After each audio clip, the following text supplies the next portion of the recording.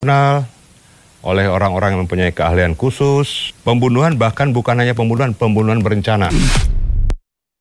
Kondisi mayat ketika ditemukan, itu tangannya itu seolah-olah mengepal. Seolah mengepal seperti menahan sesuatu, menahan sakit. Tetangga kos yang bernama Roni. Dia pada malam itu mendengar ada suara seperti benda jatuh.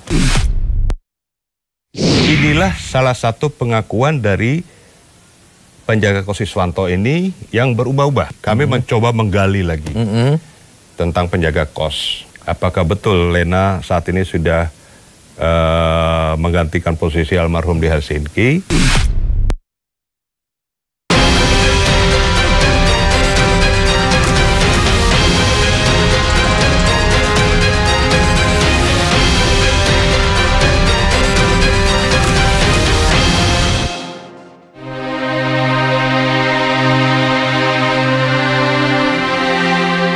Sudah lebih dari 1 bulan sejak ditemukan meninggal dunia, kematian diplomat muda Arya Daru Pangayunan masih meninggalkan tanda tanya bagi sejumlah pihak.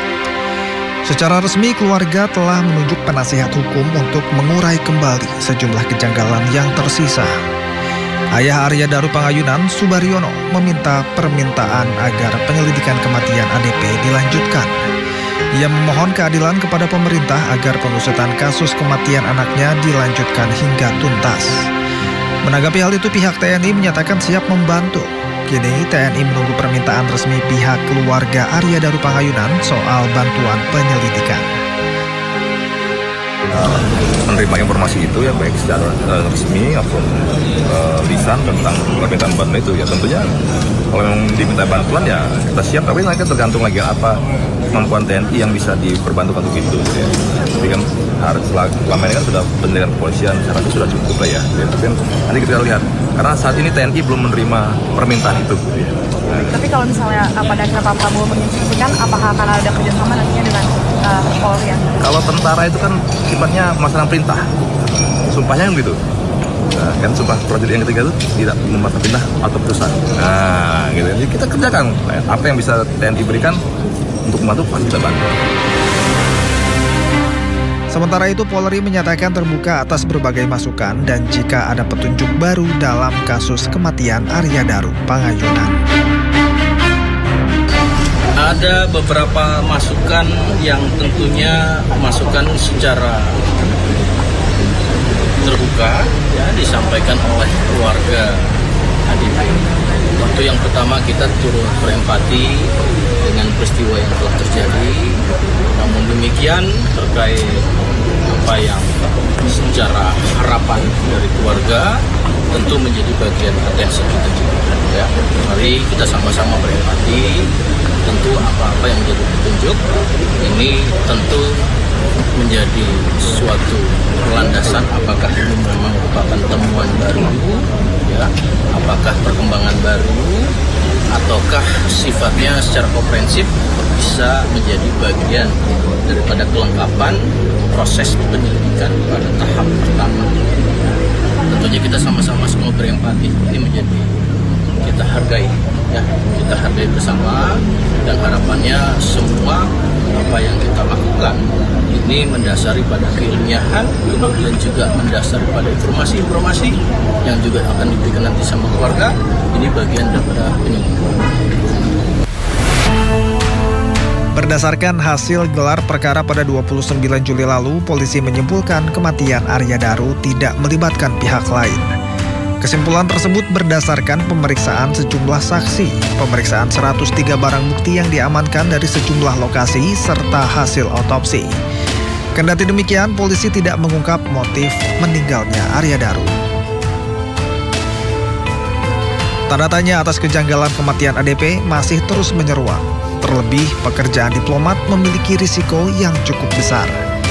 Salah satunya kematian seorang diplomat Indonesia di Peru seakan menambah daftar panjang kematian tragis yang menimpa para diplomat Indonesia. Media Peru melaporkan aksi penembakan di wilayah distrik Lins pada Senin waktu setempat. Dalam laporannya, terdapat korban jiwa seorang pejabat diplomatik Kedutaan Besar Indonesia di Peru. Korban atas nama Zetro Leonardo Purba ditembak 3 kali oleh orang bersenjata beberapa meter dari apartemen yang ia sewa bersama istrinya. Usai ditembak, Zetro dibawa ke klinik Javier Parado. Namun, dokter menyatakan diplomat itu meninggal saat berada di klinik. Sementara itu, Menteri Luar Negeri Sugiono mengucapkan belasungkawa atas meninggalnya staf KBRI di Peru. Menlu meminta Peru menyelidiki kasus penembakan ini hingga tuntas. Saya selaku pimpinan Kementerian Luar Negeri merasakan duka yang begitu mendalam. Kami sudah menyampaikan kepada pihak Kementerian Luar Negeri Peru dan kepolisian di sana untuk bisa menyelidiki kasus ini hingga tuntas. Menlu menambahkan KBRI akan segera mengurus proses pemulangan almarhum ke Indonesia.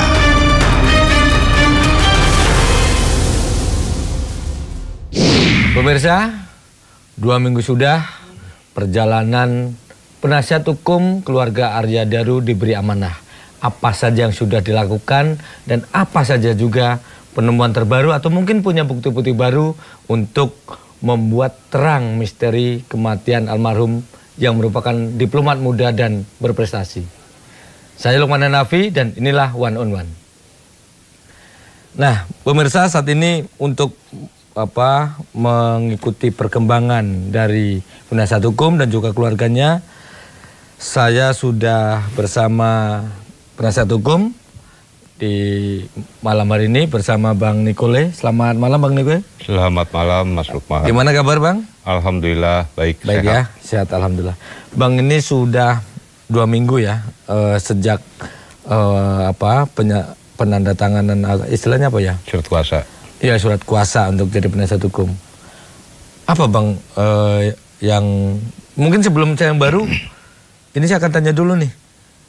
Ternyata ada diplomat meninggal lagi nih Bang, di Peru, ditembak. Kira-kira emang resiko diplomat gitu ya, kalau meninggal rawan dibunuh ya? Ini ada kaitannya kira-kira sih Bang? Ya memang, kadang-kadang tugas diplomat itu kan mirip-mirip dengan tugas intelijen. Oke. Dan mereka juga kerjaannya hampir sama dengan intelijen dan juga mengandung unsur-unsur intelijen. Oke. Jadi mereka mengumpulkan berbagai data tentang WNI yang ada di luar negeri, di tempat mereka bertugas. Kemudian mereka juga mengumpulkan informasi dan segala macam informasi yang mereka dapatkan itu kemudian disampaikan kepada pihak kedutaan, kemudian diolah, baru kemudian disampaikan kepada Kementerian Luar Negeri. Oke. Jadi memang rawan juga seorang diplomat itu rawan. Rawan terhadap masalah-masalah yang seperti terjadi sekarang ini. Ya, saya tidak tahu apakah ini ada kaitannya mirip dengan mirip dengan peristiwa yang dialami almarhum Arya Daru atau tidak. Tapi ya bisa tidak. Oke. Gitu. Karena sama-sama mempunyai tugas sebagai seorang diplomat yang tusinya itu bersinggungan dengan hal-hal seperti saya sampaikan tadi. Oke. Gitu. Nah Bang, ngomong-ngomong, mumpung ini saya ingat kalau tidak salah waktu itu LPSK sempat menyatakan bahwa akan ke Jogja waktu kami dialog ya di Sido News. Ketua LPSK waktu bilang akan ke Jogja. Apakah sudah ke sana LPSK Bang? Ya, kebetulan kemarin hari Sabtu kemarin LPSK turun dan bertemu dengan keluarga, bertemu dengan istri almarhum, dengan orang tua almarhum, dan juga didampingi oleh penasihat hukum. Saya dengan Mas Dwi Librianto mendampingi LPSK. Alhamdulillah LPSK menjemput bola. Oke. Menjemput bola, di mana mereka setelah mendapatkan informasi bahwa keluarga dari almarhum Arya Daru membutuhkan LPSK, LPSK langsung turun. Oke. Ya, jadi mereka gerak cepat. Oke. Tapi saya bingung, LPSK itu lembaga saksi dan korban. Sementara kemarin kalau kesimpulan sementara kan penegak hukum mengatakan belum ada unsur pidana. Dengan adanya LPSK turun dan menyebut pula, apakah mereka kemarin saat di sana berarti mereka meyakini bahwa ini ada unsur pidana berarti, Bang? Jadi begini, LPSK itu lembaga perlindungan saksi maupun korban.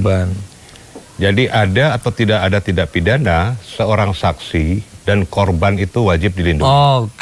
Apalagi dalam proses penyelidikan, penyidikan, sampai penuntutan, sampai pada pengadilan. Itu LPSK mempunyai kewajiban untuk melindungi saksi dan korban. Agar saksi dan korban itu bebas dari segala tekanan, intimidasi, dan bebas dari segala pengaruh-pengaruh yang menjerat mereka. Dan ini salah satu tugas pokok yang sangat manusiawi. Dan ini lebih condong mereka menjalankan tusinya itu secara manusiawi. Itu. Jadi mereka melindungi saksi dan korban itu agar saksi dan korban mendapatkan hak yang sama di mata hukum. Jadi mereka menjalankan juga fungsi penegakan hukum dan penegakan HAM bagi saksi dan korban. Bang, kalau boleh tahu apa yang Abang sebagai penasihat hukum di sana dapatkan dari LPSK setelah ketemu dengan istrinya maupun keluarganya? Kan LPSK biasanya mereka juga punya tim yang semacam psikolog kan untuk menenangkan saksi ataupun korban dan sebagainya. Ada nggak Bang yang menurut Abang selama ini kemarin-kemarin belum dapat, tapi ketika ada LPSK langsung ternyata ada ini itu. Ada nggak Bang yang baru? Ya, jadi LPSK kemarin itu setelah mereka mendengarkan keterangan walaupun sedikit ya keterangan dari istri almarhum. Karena istri almarhum ini Mbak Meta Puspita Tantri itu sangat terpukul dan masih dalam keadaan yang kurang kurang siap. Masih dalam keadaan mau dibilang depresi lah. Tapi alhamdulillah ketika LPSK turun, LPSK berdialog dengan baik dan dia menyatakan bahwa sampai sekarang dia maupun keluarga, ayah dari almarhum Andaru pun juga mengatakan bahwa sampai sekarang mereka belum mempercayai bahwa kematian almarhum tidak melibatkan pihak lain dan tidak ada tindak pidananya. Nah, LPSK pun saya melihat, ini saya yang melihat ya, dalam dialog itu mereka juga meragukan bahwa almarhum meninggal itu secara wajar. Artinya gini, almarhum meninggal dalam keadaan tidak wajar. Dari beberapa hasil, beberapa informasi yang mereka kumpulkan.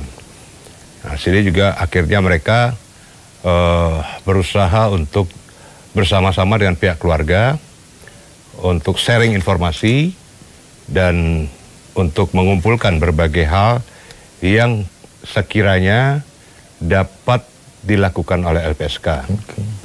Seperti ketika kasus Brigadir Yosua, itu pun LPSK yang turun dan mengungkapkan juga itu.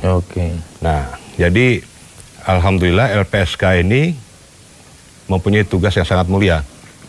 Bahkan dari situ dapat perkembangan bahwa LPSK, khususnya ketua LPSK, itu pernah bekerja sama dengan almarhum Arya Daru ketika di Myanmar. Tahun berapa itu? 2013. 2013, Itu bekerja sama dalam menolong orang-orang korban trafficking.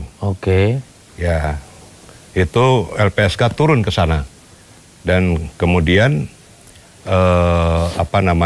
pimpinan LPSK yang sekarang itu mengerti tentang, dan dia mengerti seluk-beluk serta pekerjaan yang dilakukan oleh almarhum Arya Daru.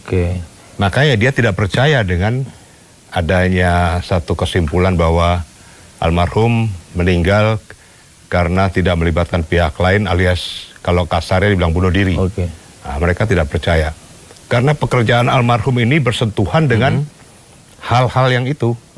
Berarti artinya Bang, ketika ada salah satu temuan, email atau apapun itu namanya lah yang mungkin konsultasi atau tanya atau apalah ya tentang soal bagaimana bunuh diri, soal kejiwaan dan sebagainya, artinya berarti itu terkait pekerjaan dong waktu itu. Kalau dari tadi Abang menyampaikan LPSK itu pernah ketemu sana. Jadi beberapa hari terakhir ini kami dari tim hukum itu berusaha untuk mengumpulkan segala informasi. Dan informasi yang sangat valid yang kami dapatkan adalah mengenai email dari almarhum yang 2013, 2018, 2021. Di situ email tersebut bukan untuk almarhum. Jadi almarhum mencari pelayanan mental itu untuk menolong orang-orang korban trafficking, untuk mereka di traumatic healing, di healing. Jadi bukan untuk almarhum. Nah, ini saya rasa ini bisa mematahkan keterangan yang diberikan oleh Apsifor yang menyatakan dengan berbagai cerita cerpennya itu mengatakan bahwa almarhum ada tekanan mental dan ada kejiwaan dan sebagainya. Itu tidak benar karena informasi yang sangat valid yang kami dapatkan.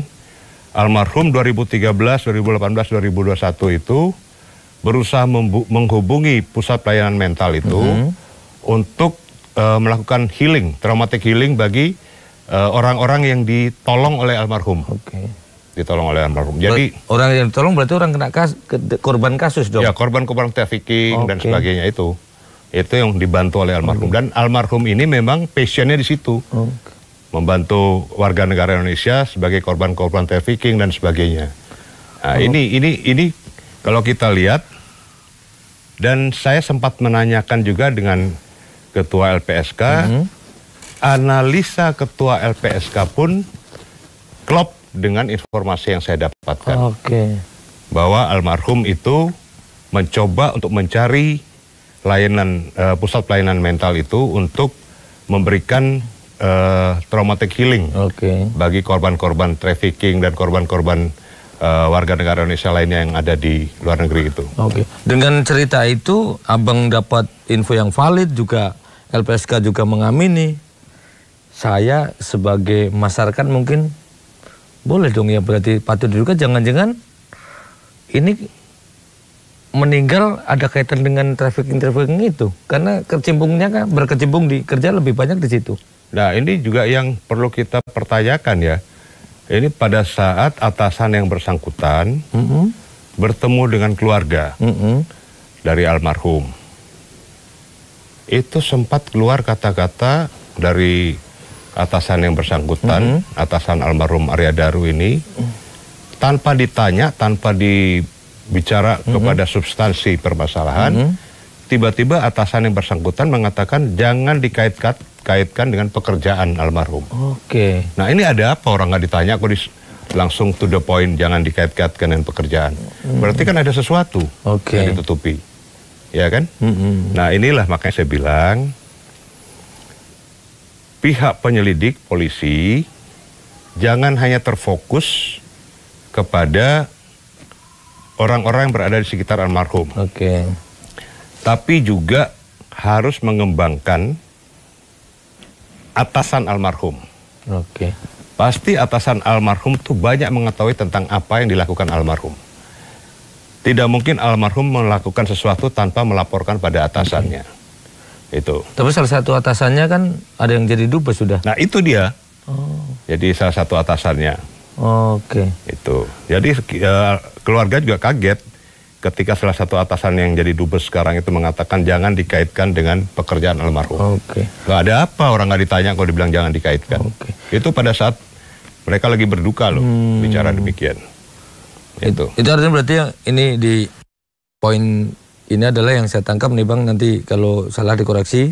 Yang baru, yang saya tangkap baru dari Abang selama 2 pekan ini berarti satu, menemukan bahwa valid terkait informasi penemuan email dan sebagainya itu bukan untuk dia mencari tahu cara bunuh diri ya, tetapi itulah untuk kepentingannya adalah ini untuk membantu ya para korban-korban trafficking dan sebagainya yang ada di luar negeri tempat almarhum bekerja. Dan itu juga diamini sama LPSK, bahkan ketua LPSK dulu pernah bareng sana ya.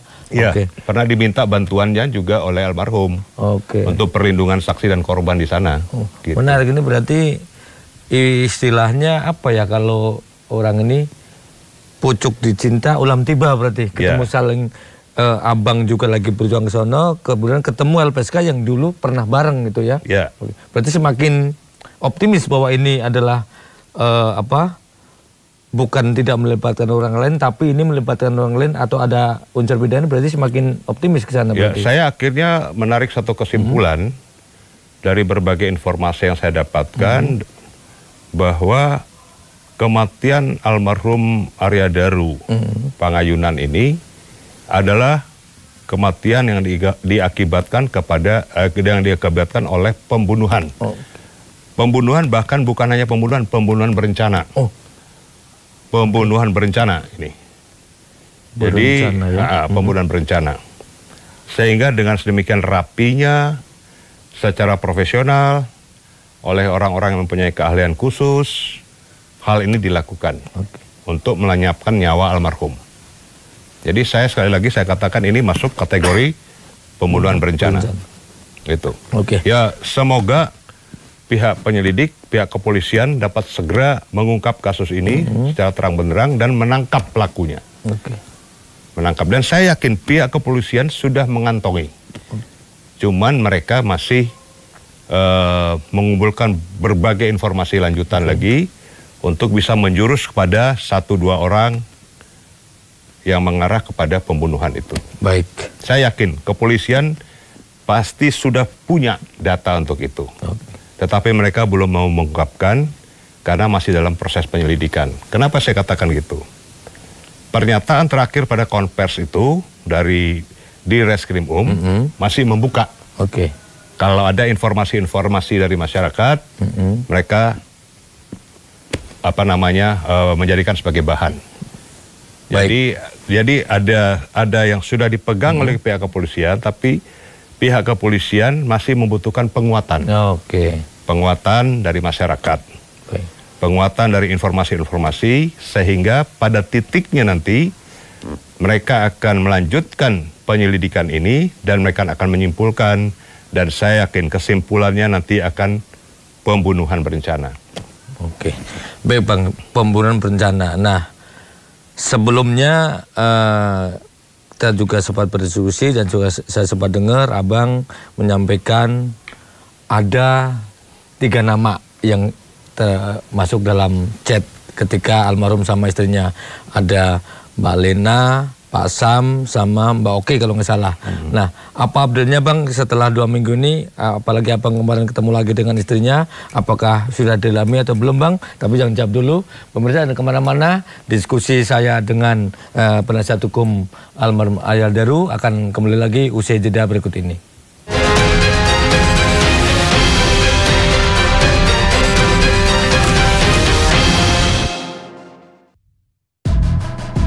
Kasus hukum dan politik di Indonesia. Berencana menerapkan program wajib militer bagi anak-anak bermasalah, terutama mengedepankan objektivitas dan juga fakta yang ilmiah. Kalau menurut saya, ini kan masalah pribadi. Membahas setiap cerita dari banyak sudut pandang. Semuanya gugur, belum ada yang dipulangkan. Satu pun terkecuali di itu. Jangan lewatkan Inside Story di Sindo News TV.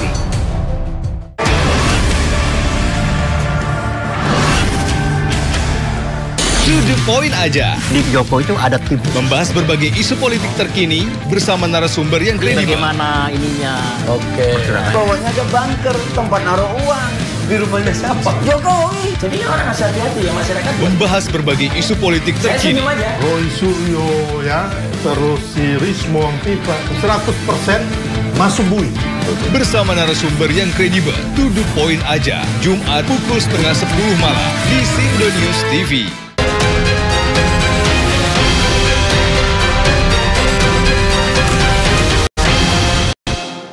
Terima kasih pemirsa, masih bersama kami di One on One. Saya masih bersama Bang Nicole Aprilindo sebagai penasihat hukum dari keluarga almarhum Arya Daru Pangayunan.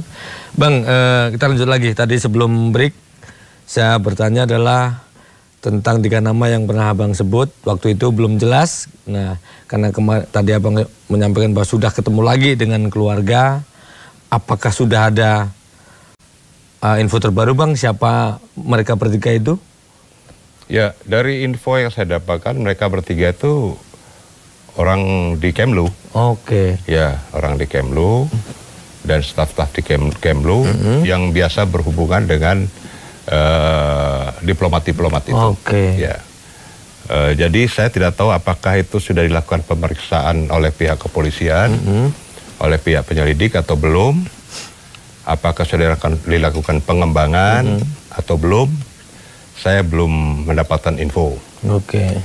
Nah, tapi yang jelas informasi yang kami dapatkan bahwa 3 orang ini sangat intens berhubungan dengan almarhum. Oke. Dalam pekerjaannya maupun dalam komunikasinya. Nah, ini perlu dikembangkan oleh pihak kepolisian. Tapi yang lebih lagi adalah pengembangan dari pertama, si wanita yang bernama Farah dan Dion. Sampai sekarang kan kita tidak tahu Dion itu di mana dan kemana. Jadi itu perlu dikembangkan lagi. Kemudian penjaga kos Siswanto. Karena ada selama 2 pekan ini kami mencoba menggali lagi tentang penjaga kos. Kami coba mengumpulkan berbagai informasi. Nah, saya sangat-sangat mendapatkan satu titik temu yang menjadi satu benang merah dari penjaga kos ini. Apa itu Bang? Jadi pada saat dia diperiksa di Polsek Menteng, dan ini keterangan Polsek Menteng, keterangan Kapolsek. Ada, bisa kita lihat jejak digitalnya ya. Jadi bukan saya ngarang, tapi kita lihat jejak digitalnya. Kapolsek menyatakan bahwa pengakuan dari Siswanto pukul 22.15 dia bertemu dengan almarhum Arya Daru di tempat kos pada saat sedang makan. Pesan makan. Gitu. Tetapi dalam keterangan lain, ketika Pak Groseno dengan ada tim dari salah satu TV. Iya, waktu itu ya kita pernah lihat. Yang ada di YouTube juga ya. Iya, betul. Penjaga kos mengatakan kepada Pak Groseno bahwa dia sejak sore tidur sampai jam 1. Loh, beda ya berarti? Dini hari. Nah, dia menyatakan itu. Itu ada di jejak digitalnya. Nah, jam 1 dia kaget bangun. Dia melihat handphone dan dia melihat ada banyak panggilan dari istri almarhum. Di handphone itu. Nah, inilah salah satu pengakuan dari penjaga kos Siswanto ini yang berubah-ubah. Ya kan? Pertama mengatakan dia tidur dari sore sampai jam 1 dini hari karena waktu itu hujan. Nah, kemudian pengakuan lain lagi dia mengatakan bertemu almarhum 22.15 di tempat kos sedang makan. Nah, ini menjadi tanda tanya kan? Berarti ini bisa jadi temuan baru dong untuk di cross check lagi. Iya, ini kan namanya pengakuan yang berubah-ubah dan tidak sesuai kan? Itu, dan yang perlu saya sampaikan juga bahwa istri korban, istri almarhum, itu kan sempat menelpon itu malam hari. Iya kan? Pada almarhum, pada Siswanto. Itu kalau nggak salah 5 kali telepon itu. Nah, itu tidak diangkat oleh Siswanto. Nah, itu. Kemudian telepon ke Polsek juga nggak diangkat 7 kali kan. Dan nomor telepon ke Polsek itu waktu hari Sabtu 2 minggu lalu itu dicek oleh tim pengacara kami. Dan itu betul teleponnya Polsek. Dan itu berdering telepon itu. Nah, inilah beberapa temuan dan satu lagi yang akhirnya menjadi harus kita kembali katakan bahwa kejanggalan lainnya itu adalah ada seorang tetangga kos yang bernama Roni. Oke. Dia pada malam itu mendengar ada suara seperti benda jatuh, berdebuk gitu kan. Benda jatuh di kamar almarhum. Kamarnya almarhum. Oke. Tapi dia tidak berani untuk ke situ. Dia hanya informasi yang kami dapatkan, dia hanya nguping di tembok. Oke. Tapi karena bercampur dengan suara hujan, itu tidak begitu jelas, tapi seperti ada suara langkah-langkah. Oke. Nah, ini perlu didalami. Apa namanya, tetangga kos yang bernama Roni itu. Nah, kemudian juga hasil otopsi, kalau kita dengar dari keterangan waktu konvers, itu diperkirakan kematian almarhum itu pada pukul 1 dini hari. Ya kan? Nah, kalau kita lihat pengakuan dari Siswanto, dia terbangun pada 1 dini hari. Ini kok klop ya? Pukul 1 itu diperkirakan kematian almarhum. Pukul 1 Siswanto terbangun. Ini kok seperti ada benang merah di sini. Oke, ada kaitannya. Ada kaitannya. Nah, kemudian setelah kami perhatikan dan kami bertanya kepada keluarga, kondisi mayat ketika ditemukan, itu tangannya itu seolah-olah mengepal, seperti menahan sesuatu, menahan sakit, menahan sesuatu. Dan kakinya pun seperti bengkok begitu kan, menahan sesuatu. Betul.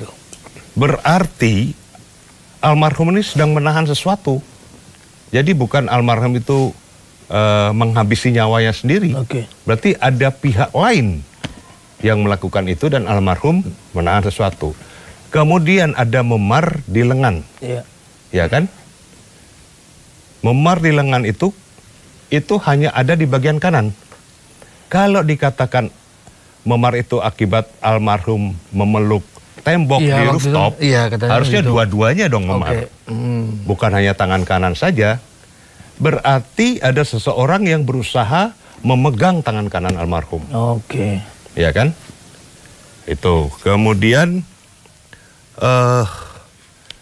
kami menemukan juga dari keterangan keluarga maupun informasi yang kami kumpulkan bahwa ketika olah TKP itu Inafis kemudian setelah dibawa ke rumah sakit kalau nggak salah itu menggunting lakban. Nah, kalau digunting berarti penyidik atau penyelidik tidak dapat mengetahui dari arah mana lakban itu pertama dililit. Dari arah leherkah atau dari arah kepala? Kayaknya sih, sorry Bang, diguntingnya kayaknya di KP deh. Karena waktu itu saya pernah wawancara sama sepupunya Mbak Tantri kalau nggak salah. Dia ketika lihat di rumah sakit sudah nggak terbuka. Ya udah dibuka. Nah, pertanyaan saya, kenapa digunting? Ya kan? Iya. Sehingga itu bisa menghilangkan jejak. Nah, tugas Inafis kan bukan untuk itu. Dia hanya memeriksa sidik jari. Ya kan? Kenapa digunting? Sehingga tidak diketahui bahwa arah lakban itu dari sebelah mana. Cara melilitnya itu. Ini harus didalami oleh penyelidik. Nah, kalau sampai itu digunting berarti merubah TKP dong. Merubah kondisi pada saat itu. Nah, ini tidak boleh. Itu. Kemudian kami mendapatkan hal lain lagi bahwa ketika almarhum diperiksa, itu ternyata ada lebam di mata sebelah kiri. Ya kan? Matanya apa di atasnya? Apa di atas sekitarnya? mata itu sebelah kiri. Gitu kan? Ada memar. Gitu kan? Tidak mungkin lakban menyebabkan memar. Ya kan? Berarti ada sesuatu hantaman benda. Entah itu tangan, entah itu benda tumpul. Kemudian dengan adanya luka di bibir bagian bawah dalam. Analisa kami bahwa luka di bibir bagian dalam bawah itu almarhum menahan ketika seseorang berusaha membekap almarhum. Tidak mungkin lakban mengakibatkan bibir bagian dalam bawah menjadi luka. Oke. Kan kalau secara, meskipun saya nggak lihat ini ya, saya jujur memang belum pernah lihat foto atau video aslinya itu, tapi kan katanya kan plastik dulu kan, plastik baru dilakban kan. Iya. Artinya kan lakban ini nggak menyentuh kulit kan. Iya, betul. Tapi kok bisa ada memar, bisa ada luka-luka lain, luka garis dan sebagainya. Ya kan? Iya. Karena lakban itu kan menyentuhnya plastik. Iya. Plastik resek itu kan. Tapi kalau abang sempat ini nggak dapat keterangan atau mungkin keluarganya pernah dikasih tahu atau apa, atau keterangan dari mana sebetulnya ketika plastik masuk ini, kira-kira itu plastiknya dipasang berarti dia masih hidup atau plastiknya jeblok, atau plastik itu plastik itu yang menyebabkan dia mati kan, plastik di ini terus dilakban gitu kan, terus dia akhirnya mati, atau mati dulu baru dilakban gitu, pernah kira-kira? Nah itulah menjadi tanda tanya kenapa digunting. Kalau nggak digunting, itu pasti akan ada jejak. Setidaknya ada uap. Uap yang keluar dari mulut atau hidung atau paru-paru. Nah, ahli forensik pada saat itu, keterangan pers menyatakan ada sembab paru-paru kan? Iya. Sembab paru-paru itu. Nah, kalau sampai lakban itu dipasang orang lain, walaupun tidak ada sidik jari karena memakai sarung tangan misalnya, pasti ada uap dari si pemasang lakban itu, dari napasnya itu, pasti akan kena di lakban itu. Nah, situ bisa dicek DNA-nya. Sebenarnya, ini kalau betul-betul profesional untuk kita menyelidiki atau membuka tabir dari lakban itu. Pasti ada uap itu. Tidak mungkin. Para ahli forensik pasti mengetahui itu. Itu. Jadi ada beberapa hal itu yang perlu didalami oleh pihak penyelidik. Nah, kemudian kalau kita lihat kondisi mayat yang seperti saya sampaikan tadi, tangannya seperti menggenggam. Ya itu. Itu berarti almarhum menahan sesuatu. Kemudian kondisi kaki itu terlipat, bukan lurus, terlipat. Berarti almarhum itu berusaha berontak. Anehnya, kenapa spray rapi? Kenapa selimut begitu rapi? Ya kan? Tidak mungkin almarhum bisa menyelimuti dirinya sendiri ketika dia sudah habis napas. Itu. Sehingga analisa kami bahwa almarhum itu setelah kehilangan nyawa, setelah kehilangan oksigen, baru dibungkus plastik, dilakban, dan diselimuti. Dan ini pasti melibatkan pihak lain. Tidak mungkin tidak melibatkan pihak lain. Dan kalau kita lihat dari kondisi mayat yang ada, itu pasti ada tindak pidana di situ. Tidak mungkin tidak ada tindak pidana. Sekarang tinggal kejujuran dari pihak penyelidik untuk mengungkap itu. Dan saya yakin, aku yakin bahwa penyelidik mampu untuk mengungkap itu. Polisi kita ini udah polisi yang canggih, nggak kalah dengan polisi-polisi di dunia dari negara-negara maju lainnya. Saya yakin bisa. Nah, Bang, tapi ada satu peran saya. Abang kalau saya dengerin dari tadi penjelasannya adalah, kalau saya simpulkan sih intinya tidak percaya karena banyak kejanggalan-kejanggalan itu ya dengan apa yang sudah disimpulkan sementara itu ya. Tapi pertanyaan saya adalah, ini kan sudah cukup lama, Bang, dari peristiwanya waktu itu kalau tanggal 8 Juli ditemukan, terus sekarang udah September nih, Bang.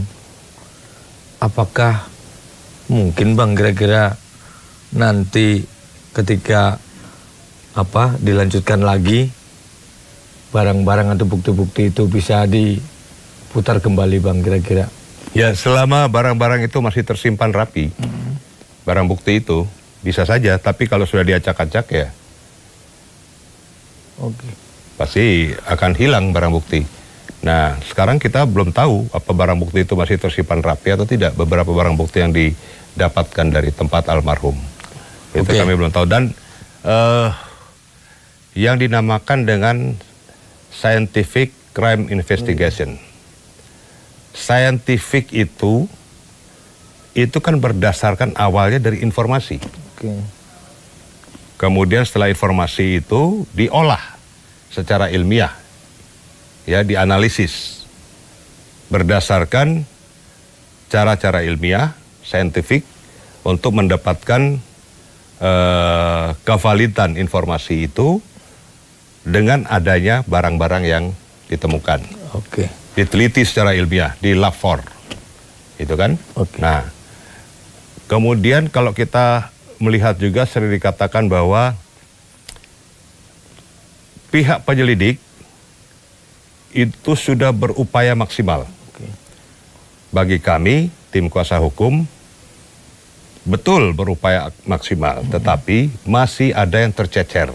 Masih ada yang tercecer. Yang tercecer apa aja, Bang? Nanti kita lanjut lagi ya. Baik. Pemirsa, masih ada yang tercecer. Apa sih yang tercecer?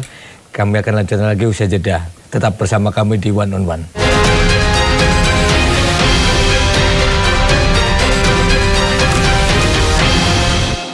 Sindo Today, setiap hari di Sindo News TV, Beyond Headline. Anda masih bersama kami di Sindo Siang. Calon kepala daerahnya Partai Buruh, Kapus Penkum, Kota Sukabumi, Mahkamah Konstitusi, Perundungan, calon kepala daerah, bakal calon sebagai hakim anggota. Sindo Siang, setiap hari pukul 10:30.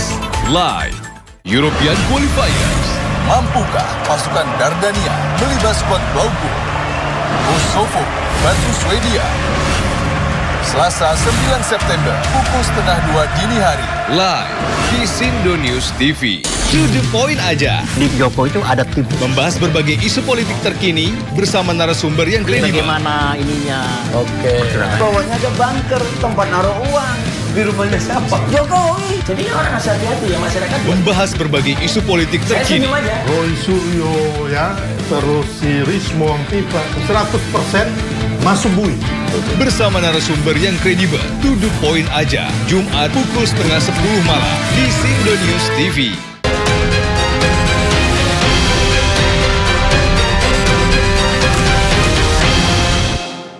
Terima kasih masih bersama saya di One on One. Saya lanjutkan lagi. Nih, Bang Niko, tadi ada beberapa yang tercecer. Nah, saya penasaran apa yang tercecer itu, Bang? Yang tercecer itu pertama yang perlu kami sampaikan adalah mengenai keterangan saksi. Keterangan saksi. Ya kan? Terus keterangan ahli. Keterangan ahli. Kemudian olah TKP. Olah TKP. Olah TKP, kemudian juga bukti arah lilitan lakban. Bukti arah lilitan lakban. Ya, itu tercecer. Kemudian adanya amplop. Amplop yang isi bunga-bunga itu ya? Ya, amplop. Simbol, itu kan ada amplop pakai stiker 2. 2 itu garis lurus. 2. Kemudian stiker itu ada clue dari bunga Kamboja, hati dan bintang. Dan ini masih tercecer. Kemudian masalah kontrasepsi. Kontrasepsi itu belum dilakukan tes DNA. Itu tercecer. Itu belum disimpulkan.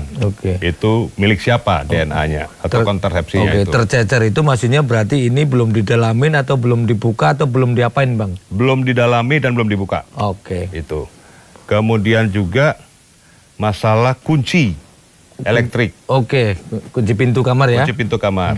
Itu dikatakan oleh penjaga kos hanya ada 1 yang dimiliki oleh almarhum. Ternyata penjaga kos mempunyai kunci yang lain, sehingga dia bisa membuka pintu itu. Pada saat pagi itu dia buka pintu, itu sangat jelas. Kemudian hal lain juga, kita belum melihat apakah betul dikatakan ada kunci dari dalam gembok itu. Karena tangan dari penjaga kos itu kan yang masuk. Iya. Kalau dilihat CCTV ya. Iya. Oke. Tidak terlihat oleh CCTV. Iya. Apa digembok atau tidak. Iya kan? Iya. Hanya tangannya aja yang masuk kan. Pada saat dia membuka jendela secara gampang. Iya. Mencungkil jendela secara gampang itu. Itu hal-hal yang perlu didalami lagi. Kemudian satu hal, istri almarhum selalu mengatakan bahwa almarhum setiap tidur, lampu kamar mandi tidak pernah dimatikan. Betul. Namun pada saat malam kejadian, lampu kamar mandi mati. Ya. Yang tercecer adalah pada switch off, saklar lampu kamar mandi. Itu kemungkinan besar, ini kemungkinan besar ya, belum dilakukan pemeriksaan sidik jari yang melekat di saklar switch off dari lampu kamar mandi itu. Kalau itu dilakukan akan tahu ini dimatikan oleh siapa. Saklar itu belum, saya yakin itu belum, tidak sampai ke situ untuk memeriksa, sudah diperiksa belum sidik jarinya. Itu. Berarti artinya kalau waktu itu belum diperiksa, sekarang juga udah nggak ada, udah disentuh-sentuh banyak orang kan? Nah itu yang menjadi pertanyaan kami pada saat olah TKP pertama. Seharusnya olah TKP pertama itu kan, karena ini meninggalnya tidak wajar, harusnya dilakukan secara lengkap olah TKP itu. Jadi tidak dilakukan asal olah TKP itu. Nah itulah hal-hal yang perlu kami sampaikan. Kemudian gagang pintu pun, saya tidak tahu apakah sudah diperiksa sidik jarinya di gagang pintu itu. Kemudian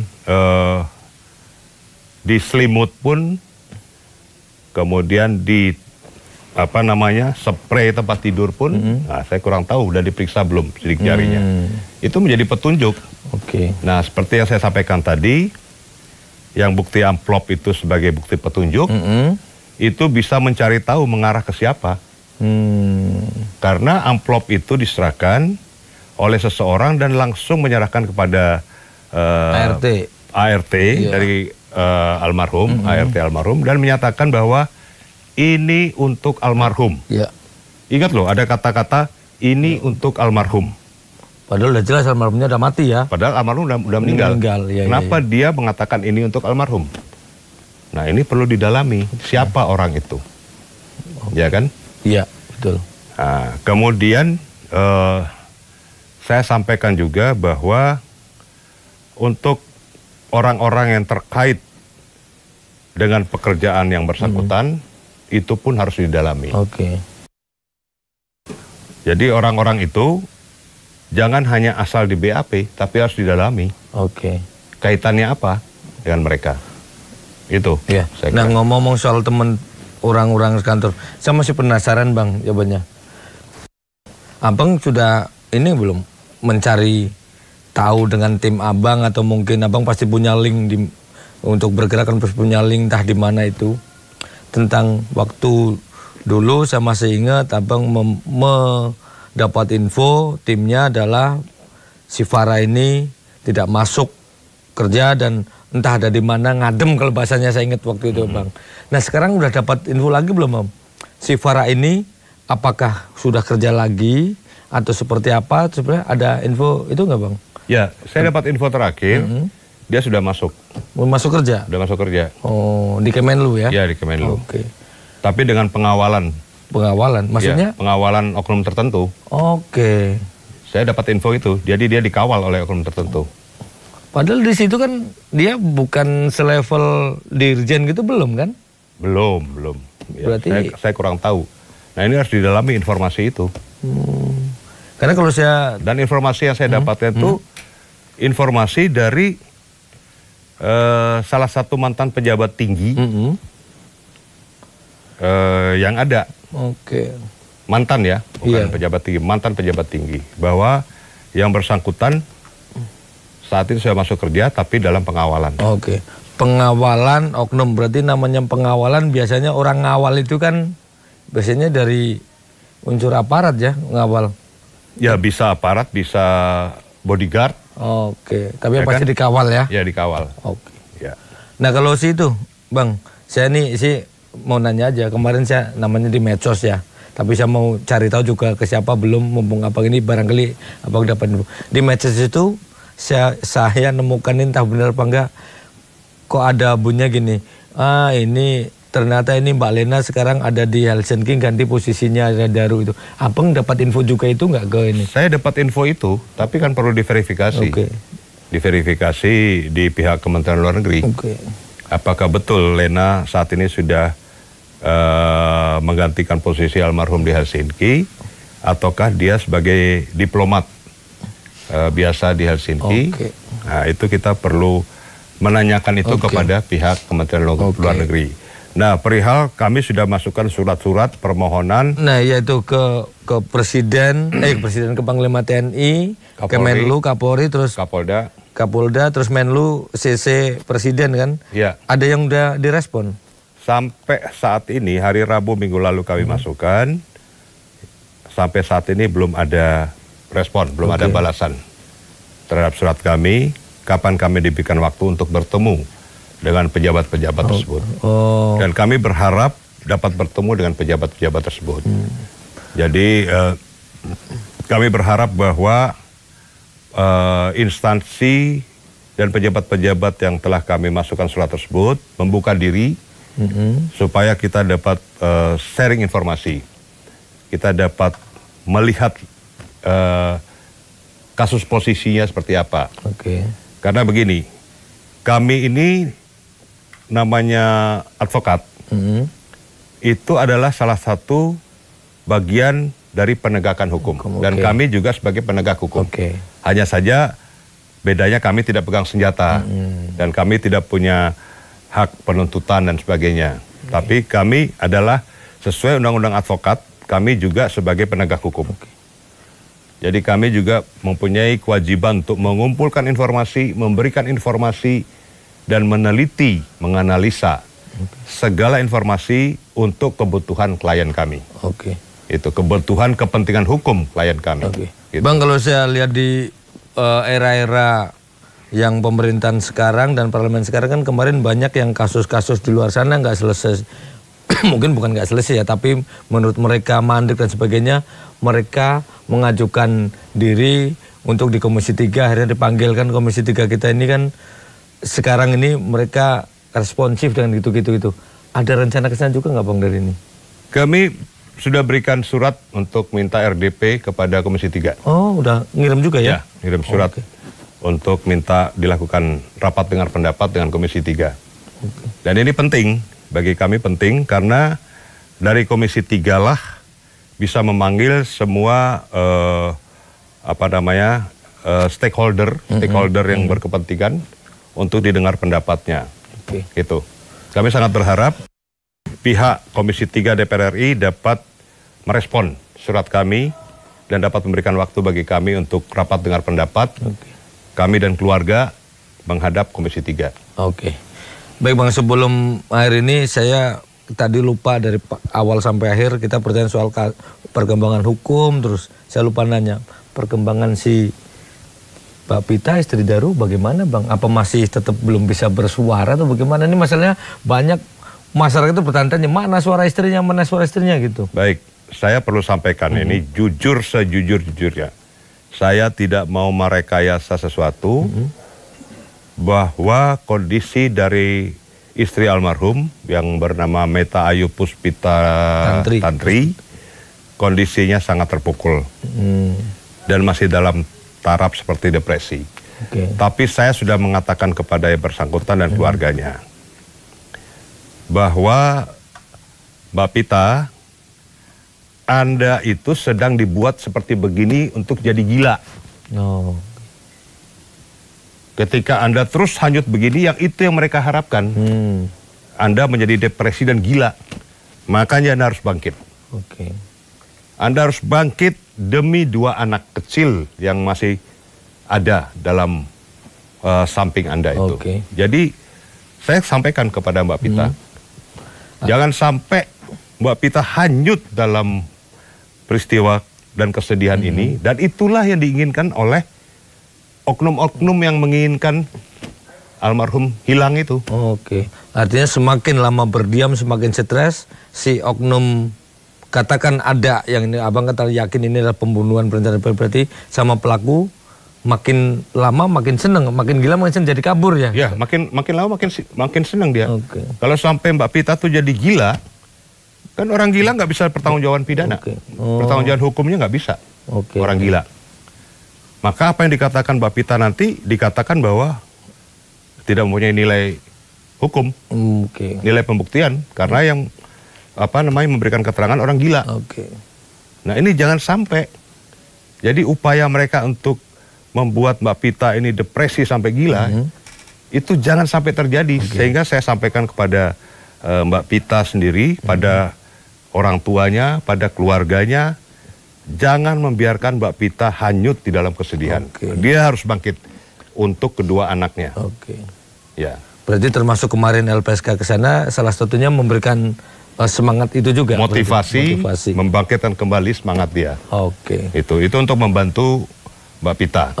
Jadi gini, kami hadir sebagai penasihat hukum. Kami bukan dalam rangka bermusuhan dengan pihak penyelidik, tapi kami dalam rangka merangkul, bekerja sama dengan pihak penyidik untuk mengungkap kasus ini. Dan juga untuk kepentingan daripada pihak keluarga almarhum. Khususnya istri dan kedua anak kecilnya. Ini sangat penting. Karena anak-anak itu, mereka mempunyai traumatik yang mendalam dengan kepergian ayahnya. Nah itu harus kita pahami bersama. Kami tidak berseberangan, kami tidak untuk bertengkar dengan pihak penyelidik atau kepolisian, tapi kami ingin kita sama-sama bekerja sama melengkapi untuk membongkar peristiwa misterius ini. Ya, insya Allah kami dapat diterima, kemudian dapat bekerja sama dengan baik, sehingga peristiwa ini dapat terbongkar. Dan sekali lagi, kami akan meminta kepada penyelidik untuk segera dilakukan gelar perkara khusus. Baik, terima kasih Bang Niko. Ini tidak terasa kita ternyata sudah 60 menit ini ngobrol tentang ini. Dan pemirsa, itu tadi adalah update dari penasihat hukum keluarga almarhum Arya Daru Pangayunan yang selama 2 pekan mencari melengkapi tentunya untuk memperdalam keterangan-keterangan untuk bisa membantu penyidik Bang ya. Jadi mungkin barangkali ada yang dibutuhkan, dan tadi kita dengar bersama ada beberapa banyak masukan juga info-info baru.